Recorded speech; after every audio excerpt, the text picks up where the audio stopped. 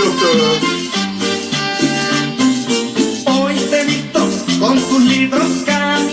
Bon, compatriotes congolais, nakanisi lelo tozali kokutana, tozali nakati ya campagne électorale, esengeli toyeba nini tokoki, conduite nini esengeli tosala. Et je sais que élection ezala te, mais esengeli tozala na position moko oyo tokoki kosala nini tokoki kosala. Et nalingi à ce niveau-là qu'on rappelait que campagne électorale oyezo salema sur terrain, notamment il y a opposition, et zali concrétisation à Makambo oye salamaki dans Genève il y a 11 novembre. Donc Genève 11-11. Na Makambo wana ya Genève et pesa déjà biso candidat moko oyo sengeli to soutenir biso nyonso. Na candidat wana azali Martin Fayulu Madidi. Na candidat wana ezali eloko moko ezali déjà victoire. Na victoire wana esengeli to consolider ango. Alors pour consolider ango esengeli nous les intellectuels, bino ba intellectuels surtout bino bozali sur terrain. Parce que ezali bino nde boko pesa éclaircissement côté abato. Navogaki koloba en français, message oyo po est passé beaucoup plus facilement, mais compte tenu ya ba contrainte tozana ango, notamment ba activité tozo occupé, ezali bien tokende compréhension ezala beaucoup plus direct. Na esengeli quand même moi makambo mboka to yeba kosolola ngo na monoko na biso. Donc bino ba nous les intellectuels bino parce que vous êtes sur terrain, so ina lobby bino eza bino ba intellectuels vous êtes sur terrain. Nous savons que tozali le sel de la toza mungwa ya population eza biso soki to comprendre maloba to yego expliquer population. C'est alors que maramonyo so ekendeke malamu. Mais soki biso ba intellectuel to comprendre yango te alors et ça la ka moi passé parce que biso nde toza mwinda ya ko éclairer ba oyo bazali na ba capacité ya ko faire travailler intellectualisme na bango te to expliquer bango poto expliquer bango na ndenge ya malamu po ba comprendre réellement ba enjeu nini et toza nango nakanisi que but na message oyo nazo lobasikoyo ezali tout simplement pour na éclaircir la masse intellectuelle compte tenu ya makambo o biso moko to vivre ango na makambo o biso moko to expérimenter ango na ba différents bureaux ya bato bolobaka ba décideurs de to kota na ba bureau to mona réellement to yeba même soki ezali na influence de mais oyeba ne fiske ozala na information wana parce que information ne ko aider yo pour essayer ko aider bande mosusu surtout ba baza sur terrain ba yeba makambo ezo salema. Donc ba acte na ba résultat tozwa ango na sina sala ba vidéo ebele et ba makambo wana ezo sukande na le 23 décembre. Le 23 décembre tozali na acte moko ya kokende ko voter. Na kokende ko voter wana ezali malamu koyeba pourquoi. Toyebi bien pourquoi ozo voter mais esengeli okanisa oye kozala après vote na yo wana. Soki oyebi oye koya après vote te okokende na yo kaka ndenge wana o voter. Lokola tomoni bato mingi bazo kende bayebi te pourquoi bazo voter. Donc tango ozo kende ko voter ozo voter pona yo pona libération ya yo moko, libération ya famille na yo, libération ya mboka na yo. Donc ezali acte moko très très important oyo ozo kende ko poser. Ngai, je crois que vous me connaissez, na sala ba vidéo à visage découvert, na expliqué na essayé expliquer bino makambo moi logique nazanango de na moni ezo salema sur terrain. Na makambo ebele bino moko les uns les autres connaissent effectivement ce que nous avons dit à ce sujet-là. Bon, makambo wana tozolo c'est pour vous éclairer. Topesa bino ba éléments. Nous vous donnons les armes pour boye bandenge nini ya ko se défendre. Ba position na ngai ezalaka direct, ezalaka clair, ezalaka teke nazo kende à gauche à droite, non, na kende ke clair pour na expliquer bino. Nazali fanatique te, et puis Nazali fanatique à Moutoute, et c'est comme ça, voilà pourquoi Nazali très très libre, il y a Koloba Makamunyo Sona Lobaka. Alors, Koyeba, qu'est-ce qui va venir après Ezali Malamumingi? Nde esiga bato mingi bazo koya. Voilà pourquoi ngai na expérience na ngai. C'est ce qui fait que Nazoloba pour soutenir Martin Fayoulou, candidat numéro 4. Nazoloba ezali problème ya flatterie te na kopesa bino ba raison, mais c'est parce que ba enjeu oyo ekoya après le 23 décembre. C'est-à-dire ceux qui t'ont dit l'année prochaine, bah enjeu politique et la makasi, ba enjeu politique, ba enjeu économique, ba enjeu sociaux, ba enjeu à bilo monyon sur gozala. Et singeli alors, tous ala na candidat moko oyazali capable ya faire face na babilo koana. Et ko voter Martin Fayoulou ezali kolobate kenzale ko sila makamonyo sur gozala bien RDC wana gozala lokola Suisse gozala lokola Paris, non, ils ont bon côté. Ils ont début, il y a progrès, c'est-à-dire, et que ça n'a pas moko positif pour tout le liboso. Mbo awan ils ont na banyongo ebele, bo ni sateke bo kinde na banque mondiale ou bien Fonds monétaire international pour bo kinde ko zawambo ba ko pesa pe binoté parce que banyongo 32 ans et puis na oyo 20 ans, bo moni soki bo sangisi yango vous voyez que la dette pays Zanango, ils allaient moins mingi. Alors, bah élection est aussi là. Martin Fayoulou azali na bâton magique pour Azlovake non les lots bâtonnons soit bandakolia bien non. Et gozala bitumba mususu e kobanda. Na bitumba wana la diaspora responsable, la diaspora intellectuelle. Nde esika a jouer rôle na ye makasi. Kozali diaspora oyo ye awa na poto po eye bandenge nini balataka ndenge nini basombaka ba Versace ndenge nini il faut ko zo biloko moko ya honneur non.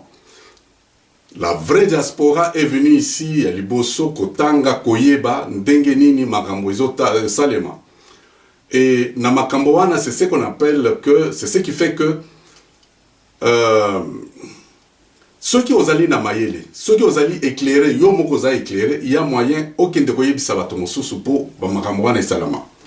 Mais ceux qui oyebi l'autre côté, ça sera comme ça sera toujours vous serez toujours dans le noir.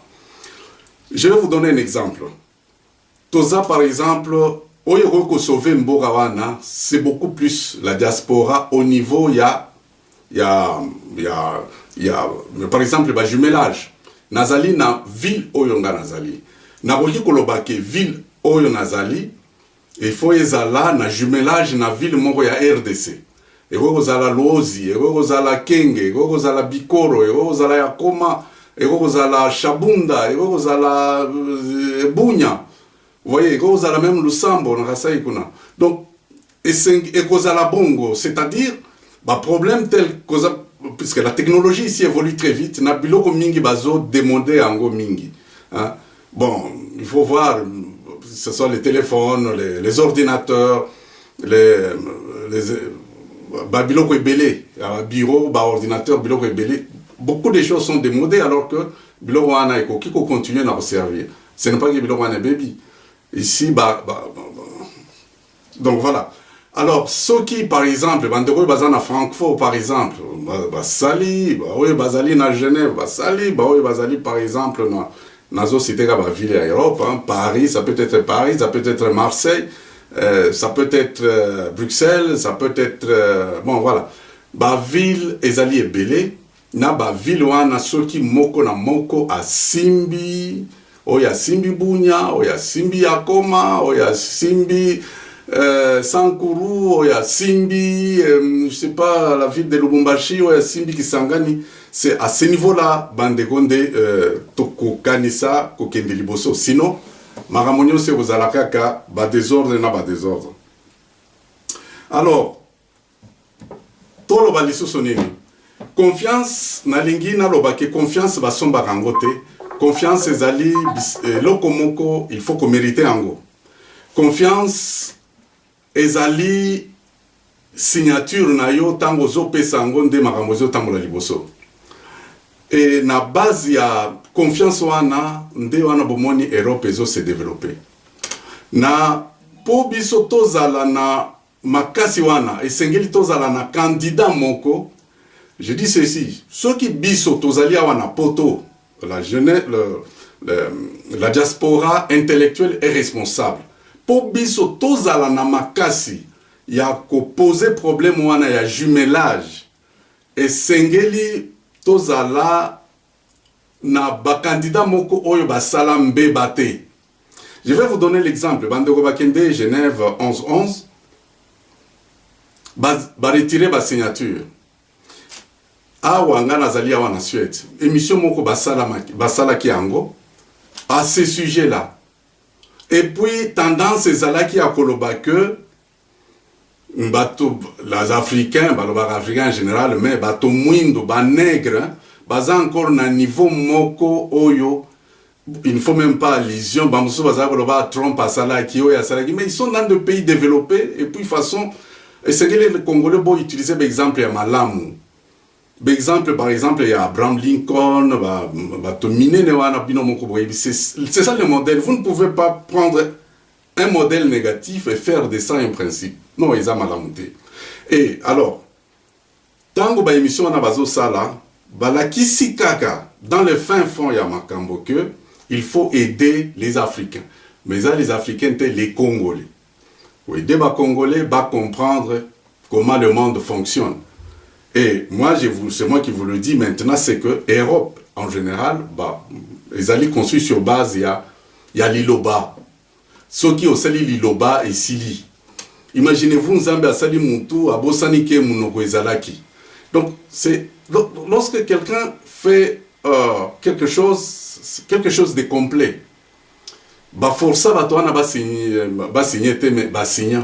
mais le fait de se retirer, image wana eye mabe awana poto mutrona signa misi eza mabe. Donc soki bino bo pesi candidat wana bo voter candidat wana boko sepela, mais sur le plan international ekozala biloko moko ya bakomona que bon ce sont des gens bon écoutez c'est comme ça et puis ça s'arrête là. Okoyana ba discours na yo okolata ba cravate lobio okoloba même eza rien. Bandeko c'est ça. Et sengeli tozala ndenge Europe ezo fonctionner. Europe tozolo ba iza ba mindele, hein? Toyebi bien que na mboka na biso wana bazai koloba batoyo bazaki na mayele te basenji. Na mutu soki atanga mutu asala makambo a bien azali mundele. Donc mundele ce n'est pas la peau, mundele ezali mayele. Mundele ezali ordre. Ah, c'est ça le mundele sa façon anande to zoloba et mundele ezali capital ya confiance. Mundele ce qui a yepsio que tokutana na 13h, il faut beaucoup tana na 13h. Ceux qui beaucoup tana na 14h directement qu'on penser ah non bon c'est un nègre, bon les nègres il faut aussi omoni bazo accepter biso ndenge wana ezaka ba makambo wana signer lelo lobi olongoli yango eza ndenge wana.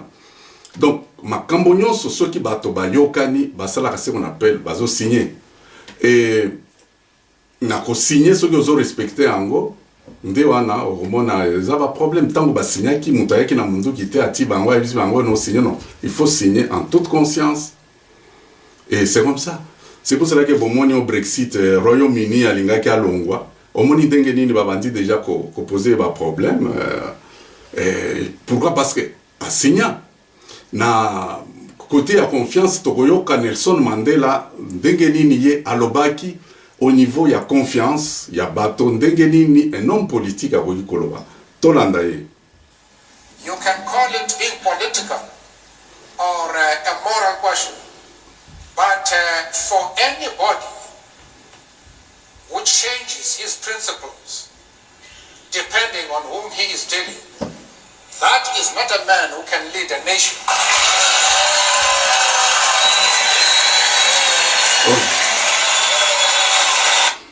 Mandela aloba asala proposition na ko expliquer yango asala proposition wana ezalaki awa na poto na Angleterre kuna bon banar bazaki na salle, c'est pour ça que bomoni ba éclaircissement. Mandela zoloba boy, Mandela tango afanda na prison azotala ba politique ndenge ezotambola. Tango siko journaliste wa Mandela azoposer question sur ce que image oyo ya boy komona politicien nini oyo ko diriger mboka sans qu'il y ait de problèmes. Siko Mandela zoloba bongo alobi que politicien otobandela lisusu. You can call it being political. Ba politicien. Moral question. Ezali question morale. For anybody Mutu nyonso who changes his principles oyo azo changer ba principe depending on whom he is dealing, ezo dépendre na that humeur is de not a jour. man who can lead a nation. Mutu wana akoki kodiriger mboka te. Mutu wana akoki kodiriger mboka te. Soki mutu parce que azoloba ke signature ezo dépendre, c'est une question de moralité. Na mutu moko soki azo changer ba humeur du jour selon donc azo changer ba principe ba humeur du jour, azo changer ba principe selon son humeur du jour, mutu wana bon mais quand même ko voter mutu wana aza ndoki toyoka lisusu Nelson Mandela. Je dis bien Nelson Mandela. You can call it being political or a moral question, but for anybody who changes his principles depending on whom he is dealing, that is not a man who can lead a nation.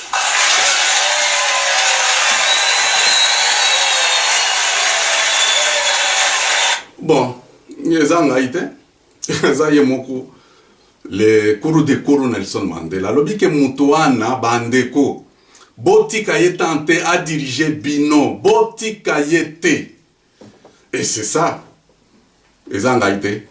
Donc Mandela zoloba ke mutu ya ndenge wana azali mabe soki parce que discours ezaki mwa mulayi na ba discours mosusu aloba alobi ke mutu wana azali très dangereux parce que azali na dignité te pe azana honneur te. Et soki ozali na mutu azali na ADN moko ya kotorpiller bakor, mutu wana azali na confiance te. Ça c'est sur le plan d'abord ya ye moko, mais sur le plan de la nation. Admettons que mutu wana lelo aza président a signé ordonnance moko alobi non voilà na matisi bino mbongo. Le lendemain, oh alobi ke bon voilà na consulta ki base te bon namoni na retiré na no signature wana muke tokotala makambo wana après. Vous voyez des gens comme ça qui changent. Mundela za kote kuna te. Sur le plan ya monde oko signer ba accord nini parce que ba yebi ke oko retirer ango ezalaka bongo ko sala lokola Trump parce que Trump a comme modèle. Omoni mamakambo mosusu tozali na mokili ezana ba principe na bango esengeli bi mutu na mutu alanda ba principe poto kende liboso to construire non seulement mboka na biso mais to construire lisusu monde, et puis to pesa bana ya biso to pesa bango exemple ezala jurisprudence ya kolobake bon na signaki bon muta forsanga ya zakite il faut na assumer yango ezaka bongo. Alors c'est pour cela que Bomoni Batolokola ba docteur le prix Nobel de la paix 2018 docteur Mukwege azali accueilli awa na ebité to ko baza lokola ba musicien kuna na Kinshasa ndenge ba yambaka bango awa na poto docteur Mukwege lobby wana samedi to na fête ba mindele ba sala fête grande fête pour Mukwege ina makamo mususu ya ba cotisation tout ça là. Eza ba cotisation moko ya ndenge bino boyebite eza batope ba yakebele. Et puis na butu concert moko munene basala yango na Stockholm à l'honneur ya parce que bazami balé basala yango en leur honneur. Et ça lit 2 heures du temps il y a concert. Mais na yebite soki na mboka wana bon voilà. Wana ezota la mboka wana ils ont respecté. Mukwege c'est quelqu'un qui doit être très respecté. Moi, je suis en train de vivre ici, Nazo Solo. Là, je me demande même, Nazo Mona film, panneau géant, grand portrait, tali, mais est-ce que vous connaissez Mukwege? Moi je dis oui, c'est mon compatriote, je le connais. Omoni. Donc, parfois ça l'a engagé moi Sony. Mais biso bakolo mutu est-ce que nini tozo sala na mboka na biso bitala bato mosusu na kamwa ville. Moi je suis à 1000 km de la capitale, je suis dans la ville de Boudin.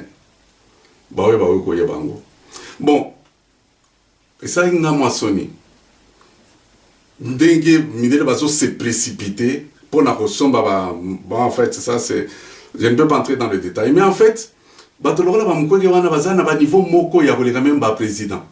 Mukwege wana lelo soki azali soki ministre ya santé publique na RDC wana na éviter ba hôpital Union Seko et gozala, je suis sûr que gozala doté parce que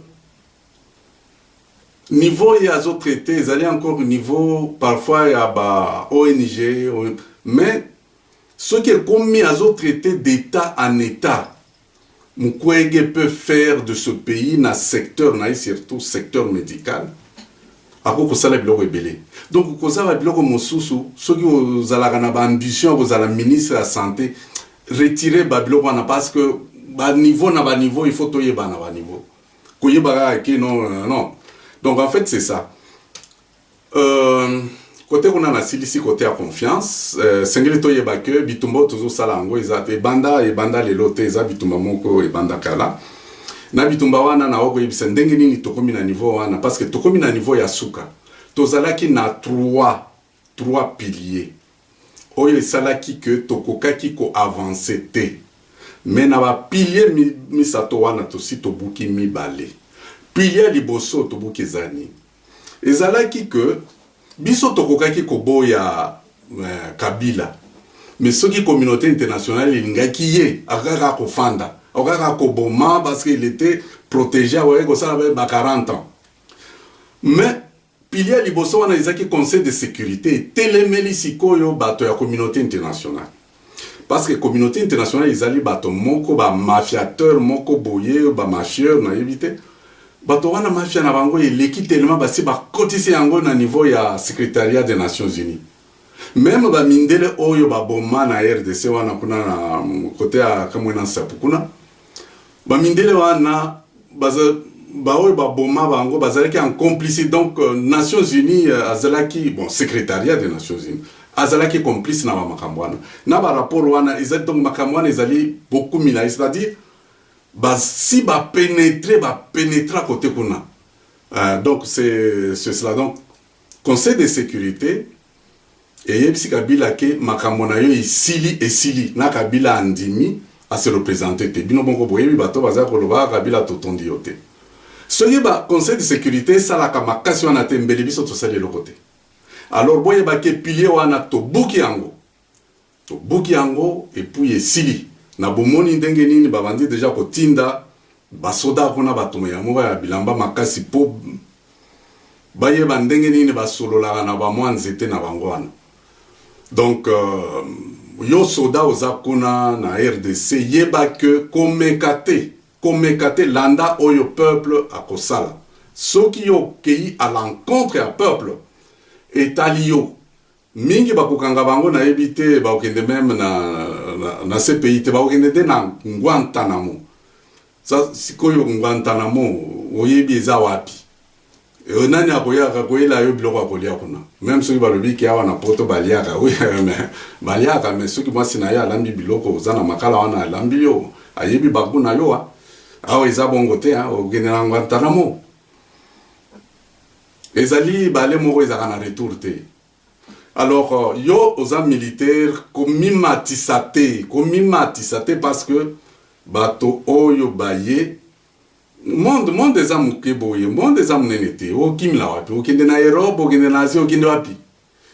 Donc, bolanda oyo peuple akoloba na oyo akosala. Donc, voilà, pilier liboso, to buki yango. Satellite ekozala. Ceux qui ont lakisi ke yonde ozala kazele, yonde vrai kabiliste, yonde vraiment nano tondi Kabila te, satellite ezali. Donc biloko nyonso wana ekozala.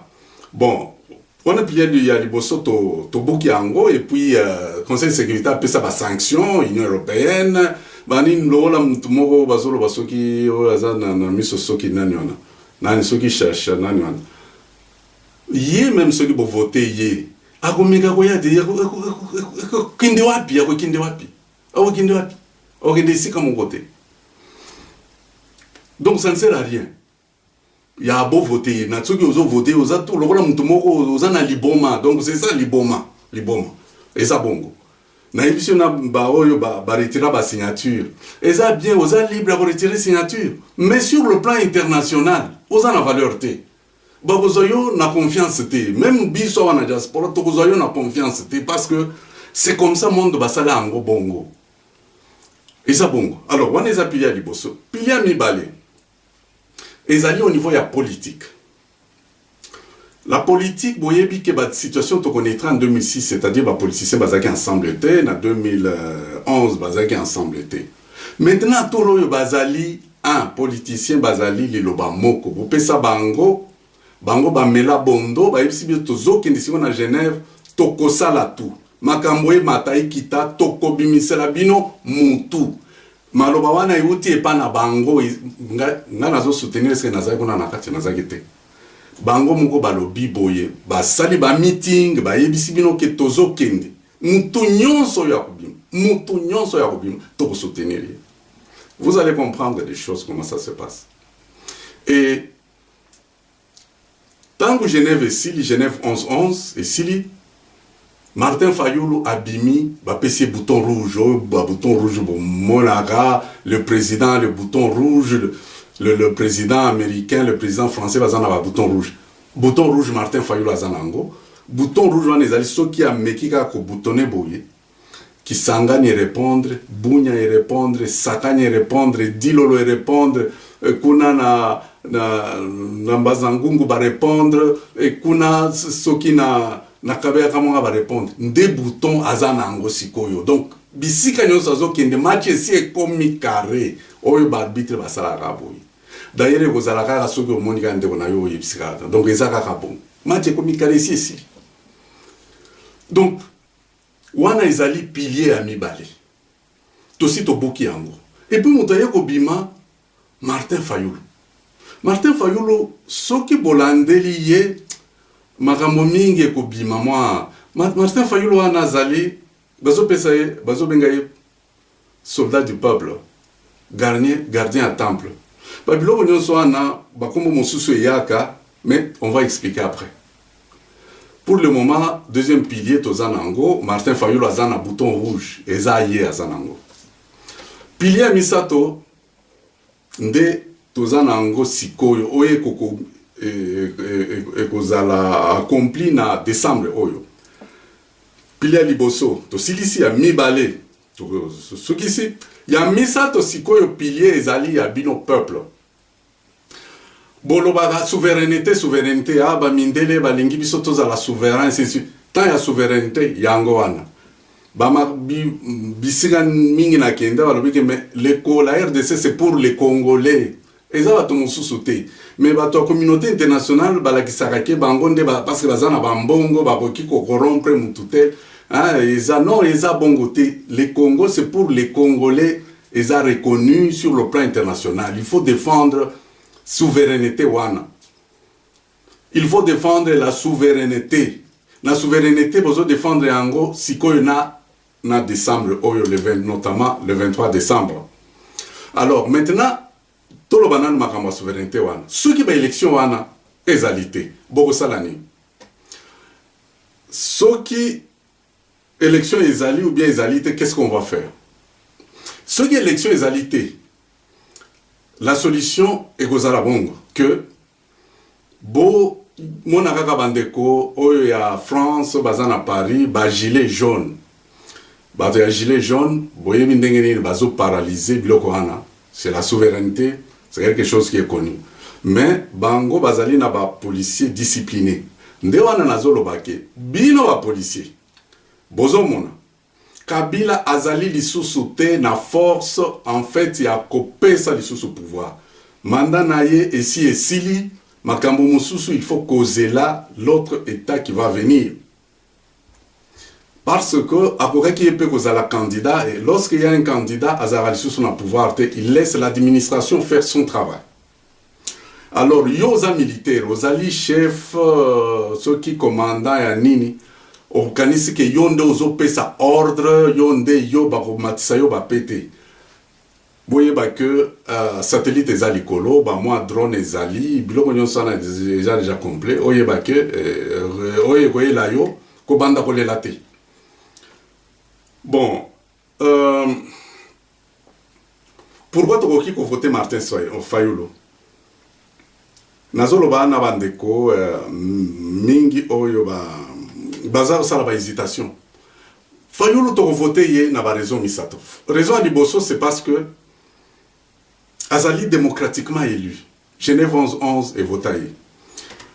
Même pour le moment, Azali soutenu par les 5 sur 7. Donc, bateau 5 sur 7. Donc, majorité. Donc, la démocratie, c'est la majorité. Ceux qui perdent, perdent. Non, c'est ça. La démocratie, c'est la bonne. Donc, il a été élu et puis il est soutenu par 5 personnalités qui ne sont pas des moindres. On a raison, il y a des raison, Mibale. Ezali, Martin Fayulu a abouti na génération moko yababola. Abouti na azali muto à vivre dans la misère, avec la population. Ayebi, c'est que ça veut dire la misère d'un peuple. C'est pour cela que vous voyez Martin Fayulu azali na attitude beaucoup plus affective. Il a un cœur, il n'a pas un cœur de pierre, il a un cœur vraiment de chair. Alors, Mutuana atanga na ndenge na ye na pasi. Au moment où yazaki kotanga, ba mosusu bango bazalaki bien na bango, bazalaki na bango bien. Mais Martin Fayulu a souffrir. Ba pesaye mbongo boya kenda na campus na makolo sala nini, syllabus epai nini. Bino moko boye bindenge to sala kandenge to kinda na maba. Mais pendant ce temps ba mosusu bazalaki oyebi ba papa na bango bazalaki déjà ba ministre banani bango bazalaki bien. Donc Martin Fayulu sur le plan affectif ayebi soki ozo ya na problème à comprendre yango. D'abord azo sala problème wana ekomi ayi. On a raison mi balé reko voter Fayulu. Raison à misato ezali question à moralité politique. Martin Fayulu azali na force moko ya ba conviction na ye. Azali na ba idée, ba conviction dans ses idées na ndenga zo décision. Martin Fayulu soki azui décision bandeko. Boye bateke kozonga. Makamonyo sazolo ba na campagne ya kosalango. Ngana mona ka bato, j'ai l'habitude aussi d'étudier ça d'abord mon âge et puis tout ce que j'ai vu aussi dans la vie. Je crois que c'est ça. Na constaté que Martin Fayulu makambo nyonso azolo bawa na kosalango. Donc il est très opiniâtre, on dit des gens qui sont têtus. Ça très têtu mais ça très très compatissant. Il est très résistant, mais très généreux. Toi na bomoni. Azali très ferme. Na yo quand même ba question na ba poser sur RFI là. Il est très ferme, mais il est vraiment ouvert. Il est ouvert, mais il est très ferme. Vraiment, il faut être à la hauteur, dose à la pembeni à Martin Fayulu. Bon, donc, vous avez raison, Misatoana, Oyona et Salike Martin Fayulu, et c'est lui qui a voté. Bon, maintenant, Tozana Bandeko, Nalingina Sidisa, Nalingina Loba, problème, il y a Bandeko Nabiso, Oyoba, Kosi Bango. Ezali bande on a vu sur IDPS ezali partout, ezali parti munene bino moko bomoni sika IDPS bazo mimango IDPS bake kuna na Nairobi balobi non voilà yo fati yo kozala président mais okubanda ko régner ko gérer te. Vous vous rappelez na makambo. Donc les lobo bozo voter Félix mais Félix a kozala na défense te a kozala même na moi asi a signé déjà. Félix a kozala na justice te. Donc batonyon so ba yibi ba bomi ba rejuger bangote. Félix atiki Banque nationale. Ministère ya mbongo ayebisi bango que non ngai côté kuna na banda même kotala te. C'est écrit noir sur blanc. Bandeko ya UDPS, vous êtes informés de ces documents. Et bino moko na UDPS bomoni comment Félix azokende na campagne aza na équipe ya campagne te. Tozomona lisusu bakabunde sika bazali te.